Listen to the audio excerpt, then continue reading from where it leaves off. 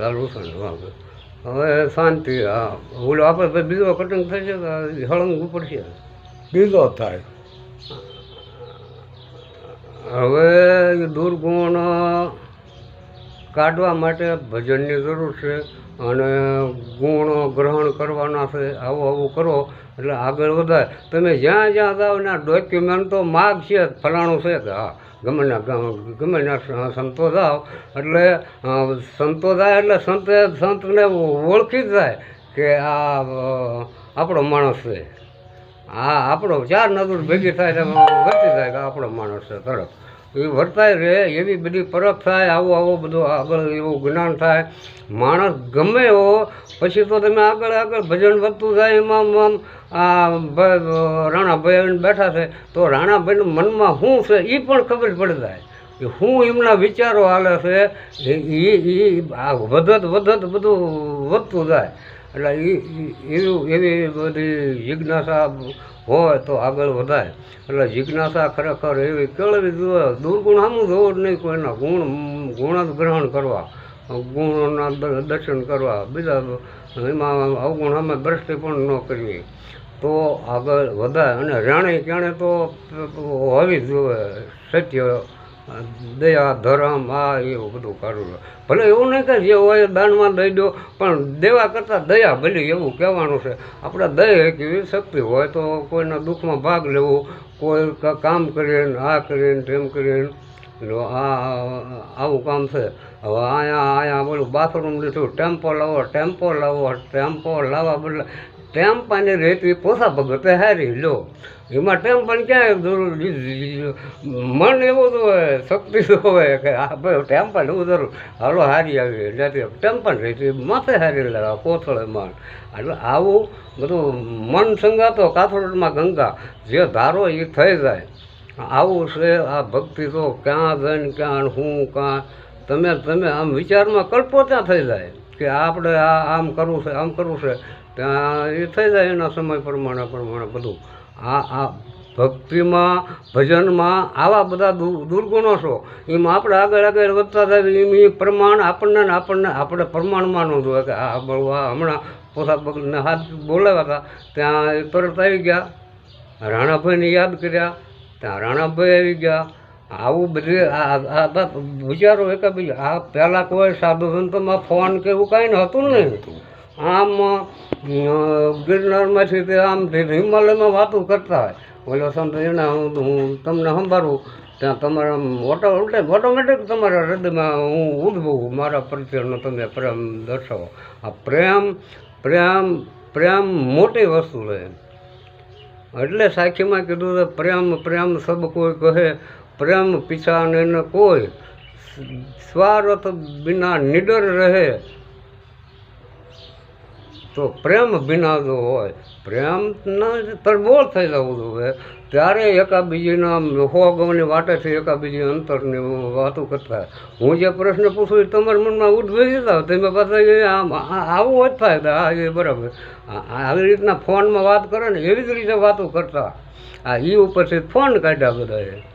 અને આવું છે જ્ઞાન હું નથી કરતું અને જ્ઞાનનો કોઈ તાગત આવે એવું નથી. અમુક એવા સાધુ સંતો છે હવા ભરકી ન રહે પાણી માથે હાલેલા છે. પાણી માથે હાલ્યા થાય. પાણી ઉપર ગમે હોય તો હાલ્યા થાય. આવી એ બધું ભજન જ છે.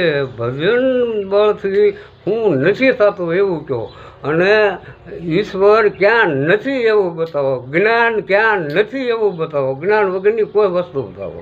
દરેક વસ્તુમાં હોના પ્રમાણમાં હોમાં જ્ઞાન છે જ તે. અજ્ઞાને છે એમ જ્ઞાને છે. એટલે આ બધું ગંગા સતીએ કીધું કે જાણવા જેવી અજાણ છે પાનબાઈ. આ બધું આ જાણવા જેવું જ છે કે નહીં. બધાને જાણતા જોતા નથી પણ એ ખરેખર જાણમાં નથી આવતું. સત્ય હું ને અસત્ય હું એ જ નથી ખબર પડતી. હજી કોઈ માણસને ધર્મ હું કે અધર્મ હું એ જ નથી ખબર કે ધર્મ શું કહેવાય એ ખબર નથી. આવું તો આવા માણસો હોય છે પણ એ માણસ ન કહેવાય. એક ભાઈ હતા અને ડોબા પાણીમાં બેઠા હતા. રસ્તાના કાંઠે તળાવડું હતું. પગમાં પગ ચડાવીને સૂતા હતા.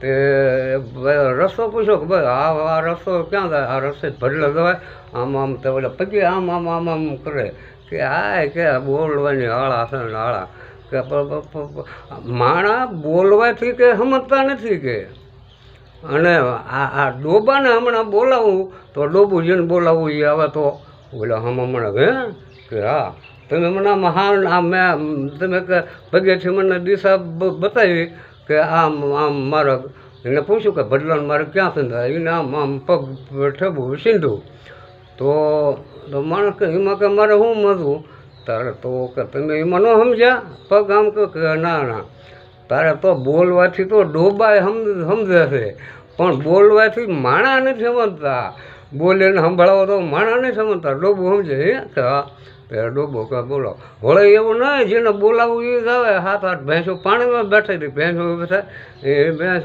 હાથ પડ્યો ભગડી આમ કીધું 2-3 કે ભગડ ઊભી થઈને આવી ઓલો કાન પકડી ગયો કે મારું બેટું હાસું આમ લો હવે એ ડોબાને એવી ભાન છે પણ માણાને ભાન નથી માણસો નથી સમજતા આપણે એ સમજે તો માણા થાય ને એ સમજણ વિના માણા ન કહેવાય માણસો તો બહુ ઓછા જોવા મળે જવું લે કોઈ ક્યાંક ભલે એવું કાંઈ નથી ભલે ભજન કરે કે આ ન કરે આ પણ રસ્તો એક સત્યનો પકડે ને અસત્ય હું સત્ય હું આ આપણું કોણ કહેવાય આ કહેવાય આપણી જાત કોણ કહેવાય આ કહેવાય ઘણા બધા કોઈક અમે ફલાણા ઊંચા દરબાર અમે ફલાણા ઊંચા પંડિત મહિલા બ્રાહ્મણ અમે ફલાણા માનધાતા પરિવાર અમે ફલાણા આવશક્તિવાર આવું બધાને ગર્વ કોઈને એવો ગર્વ છે જ નહીં કે આપણે કોણ કહેવાય આ માનધાતાના પરિવાર આપણા વડવા કેવા આમ થઈ ગયા માનધાતા પરિવાર કેવા તો પછી એનું માયલું કાંઈ રૂવાડું ખરું આપણા પાલનમાં આવો ગર્વ વડવાનો આ તે એવો બધો ભાવ કેળવો એવા તો પાપથી પાછું રહેવાય મૂળ વડવાને કોઈને સંભાળવાનું છે આપણે વડવા કેવું કરી ગયા આપણા વડવા કેવું કરી ગયા આપણે એના રસ્તે હાલવું જોઈએ આમ બધું મોટો પાણીવાળમાં આમ ખવડાવે આમ ખરે ગાના પૂછડે પાણી રડે ગાના પૂછડે પાણી રેડું બરાબર તમારે પિતૃલા વાયા પગલે હાલો એ બરાબર તો ગાના પૂછડે પાણી બરાબર નીકળ્યું હવે ઓલા લાખાએ ભૂલ કરી આટકોટવાળા લાખાએ ભૂલ કરી ગુરુ નાખ્યા કૂવામાં અને પછી તો એ બધું આમ થયું અને ગાદી મેળવવા હતું તો ગુરુ પછી બધા મંડળ નીકળ્યું તો એમાં કાંઈક અવાજ આવ્યો હતા જ્યાં જોવા હતા તો એમાં ગુરુજી એટલે ગુરુજીને કહેતા આમ કોઈને નાખે કાંઈ નહીં જે કાંઈ હું પડી ગયો અહીંયા પડી ગયો એ ગયા ને હવે એમાં ગુરુ આખો ગાદી માથા નામ ને એવું બધું કર્યું પછી તો એને કાંઈ સરાપ આપ્યો ગુરુએ એટલે આવું કોડીઓ થા કોડીઓ થઈ ગયો ગુરુ વી ગયા ને મંડપ થયો કદુરો રહ્યો એ આરામ જાણે પછી તો ગુરુ ગયા તે ગુરુ આમ છે ગુરુ કે આમ કે બહુ પીડા થાય છે ને આવું ને એવું ગુરુ જ્યારે કે તું વડ વાવ અને એની ડાળ મારે ને પોગે ત્યારે હું આવીશ હવે એટલે વડ એટલે એ તો પછી તો એના લાખા લોયણ આ ને એ તો મંડા પૂંડદાન કરવા એ તો વાટકોટનો રાજા હતો પૂંડદાન કરવા હરિહર કરાવાય આમ ને બધા સાધુ સંતો દક્ષિણ આવે ને આમ મંડા દેવા ગયા ગુરુ ક્યાં ને ક્યાં હતા ને આ બધે વાત થઈ ગઈ કે લાખો તો આમ છે લાખાને આમ ને લાખાનું આમ ને વાત પછી ગુરુ આવ્યા અને એને કોઢીઓ મટાડે છે આવા બધા ભક્તો એટલે એમાં શેલ ગાય આવા હોય અને જાણવા હાટું શેલા બનતા હોય અને બધું માણવા હાટું શેલા બનતા હોય બધો અલગ અલગ ભાવે શેલા બને છે